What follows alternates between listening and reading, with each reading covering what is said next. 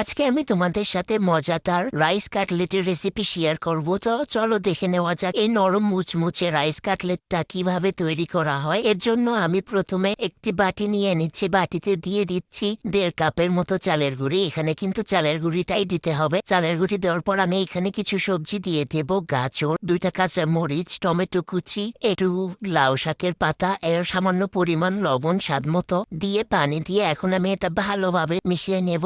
এরকম করে সুন্দর করে মিক্স করে নি বা মিক্স করা হয়ে গেলে চুলার উপরে দিয়ে ভালো করে এটা সিদ্ধ করে নিতে হবে। এখানে 4 থেকে 5 মিনিটের মতো লো হিটে আমি সিদ্ধ করে নিয়েছি। চুলা থেকে নামিয়ে এখন আমি হাতের পরিমাণ মতো তেল দিয়ে যে কোনো শেপের তৈরি করে নিতে পারো তোমরা। আমি লম্বালম্বি শেপের তৈরি করে নিচ্ছি। এখন আমি এগুলো ভেজে নেব। এর জন্য ফ্রাই প্যানে তেল দিয়ে সবগুলো দিয়ে দিচ্ছি। এখন এটা সুন্দর করে লাল লাল মুচমুচো করে আমি ভেজে নেব। তোমরা একটু লো হিটে রেখে চুলা ভালো করে ভেজে নেবা অবশ্যই। এই যে আমার ভাজা হয়ে গেছে, এখন এটা খাওয়ার জন্য রেডি। তো ভিডিওটি কার কেমন লাগলো অবশ্যই জানাবে।